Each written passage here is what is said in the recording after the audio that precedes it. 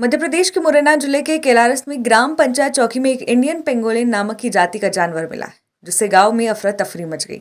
गांव वालों ने मछली पकड़ने वाले जाल से पेंगोलिन को पकड़ा।